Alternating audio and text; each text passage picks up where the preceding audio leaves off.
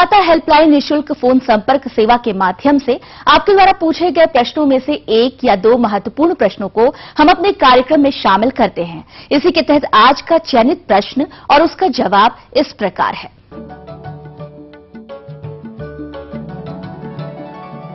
ग्राम भेलमारा, जिला कटिहार के कृषक सुरेश राम, आप अन्नदाता निःशुल्क फोन सेवा के माध्यम से बोरो धान की फसल में लीफ कलर चार्ट परीक्षण की विधि एवं लाभ के बारे में जानकारी चाहते हैं। तो आपकी जानकारी के लिए प्रस्तुत है कार्यक्रम का यह अंश। हम जहां पर उर्वरक काफी बल देते हैं, उर्वरक के बगैर हमारी खेती नहीं हो पाती है। कारण यह है कि बिहार की मिट्टी को यदि हम देखें तो यहां पर 6 तत्वों की बड़ी कमी होती है। नाइट्रोजन, फास्फोरस, पोटास, जस्ता की कमी भी है, कहीं कहीं बोरॉन और गंधक की भी कमी पाई जा रही है। नाइट्रोजन बहुत मात्रा में प्रयोग किया जाता है, कम मिल पा रहा है यूरिया या नाइट्रोजनी खाद दूसरा। तो ऐसी स्थिति में कहीं ना कहीं हमें आवश्यकता है इस बात की कि हम नाइट्रोजन को बचाएं, कम नाइट्रोजन में हम अपना उत्पादन लें।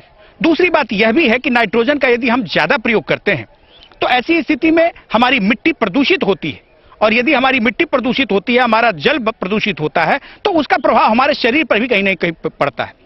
यदि हमारे अंडरग्राउंड वाटर में 10 मिलीग्राम पर लीटर से ज्यादा यदि नाइट्रेट का कंसंट्रेशन हो जाए तो बच्चों में ब्लू बेबी सिंड्रोम बहुत ही कॉमन सी बीमारी हो जाती है। तो यहां पर हम सामान्य धान के अतिरिक्त हम गर्मा धान भी करते हैं, और गर्मा धान में भी नत्रजनी उर्वरक का प्रयोग करते हैं। अब नत्रजनी उर्वरक का प्रयोग यदि हम इससे बचाना चाहें तो लीफ कलर चार्ट का प्रयोग हम किस प्रकार से करें, इसके विषय में किसानों को जानकारी देना चाहेंगे, जिसका फायदा वो उठाएं और इसका फायदा लेकर के उर्वरक की भी मात्रा बचाएं और उर्वरक पर होने वाले खर्चे को भी बचावें। अब एक चीज मैं बताऊं कि ये लीफ कलर चार्ट आखिर है क्या।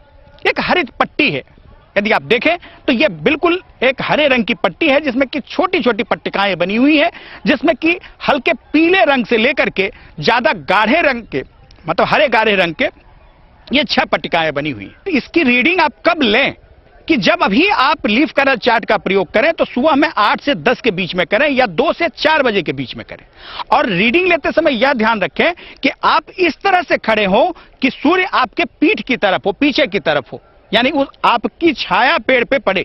इस ढंग से आपको रीडिंग लेना है। और यदि आपने इस ढंग से रीडिंग नहीं लेकर के दूसरे समय पर रीडिंग लिया तो ऐसी स्थिति में थोड़ी सी रोशनी का प्रभाव होने के चलते थोड़ी सी रीडिंग आपकी गलत आ सकती है, प्रभाव थोड़ा सा गलत हो सकता है। कि जब धान आपने रोप दिया तो उसके 14वें दिन पर जाकर के आप 10 पौधा अपने खेत में सेलेक्ट कर लीजिए, पूरे खेत भर में से। हाँ, यह ध्यान जरूर रखिएगा कि वह पौधा बीमार न हो, जो पौधा है वह बीमार न हो, इसमें किसी तरह के कीड़े नहीं लगे हुए हों, यानी स्वस्थ पौधा है। उस पौधा के पास कोई 10 लकड़ी गाड़ दीजिए जिसे आप पहचानिए कि हाँ यही 10 पौधा मेरा था। अब उस पौधे के पास जाकर के उसकी पत्ती को लेकर के इसके ऊपर आप देखें, नंबर से ये भली प्रकार से मिलता है। अब यहां पर मैं जैसे देख रहा हूं तो ये 4 नंबर से ये मिल रहा है। तो 4 नंबर से यदि सबसे ज्यादा मिल रहा है तो इस प्रकार से 10 पौधों को आप यह देख लीजिए कि किससे सबसे ज्यादा यह मिल रहा है। और 10 में से यदि 6 पौधे 4 नंबर या उसके कम नंबर से मेल खाते हैं तो आप अपने खेत में 50 किलोग्राम यूरिया प्रति हेक्टेयर यानी 23 किलोग्राम नाइट्रोजन प्रति हेक्टेयर का प्रयोग कर दीजिए। तो ऐसी स्थिति में जब जब पौधे को भूख लगी है नाइट्रोजन की तब तब आपने उसको दिया। तो यह प्रक्रिया कब से कब तक करना है, जब 14 दिन का पौधा हो गया तब से लेकर के और जब फूल आने लगा तब तक आपको इस प्रक्रिया को करना है। और जिस समय आपका फूल आने का समय है इस समय पौधे को ज्यादा जरूरत होती है नाइट्रोजन की, तो उस समय निश्चित रूपेण आप ये आंकड़ा लें। 7 दिन के अंतराल पर ही क्यों नहीं आप ले लेते हैं। 7 दिन के अंतराल पर केवल जाकर के आपको 10 पौधे का यही देखना ही तो है। तो 10 पौधे का आपने देख लिया, 6 मतलब 50% से ज्यादा पौधे यदि 4 इस क्रिटिकल वैल्यू के ऊपर वाले हैं यानी 1 से 4 नंबर तक है तो वहां पर आपको 50 किलोग्राम यूरिया यानी 23 किलोग्राम नाइट्रोजन प्रति हेक्टेयर का प्रयोग कर देना है।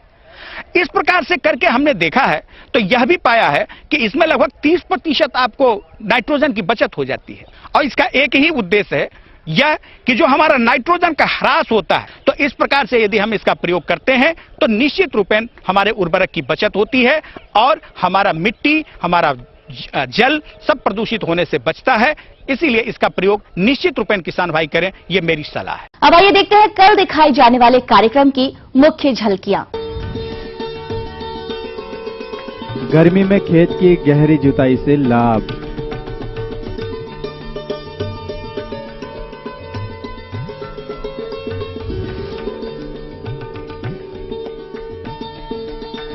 मूंग की फसल में कीट एवं रोग नियंत्रण पर जानकारी।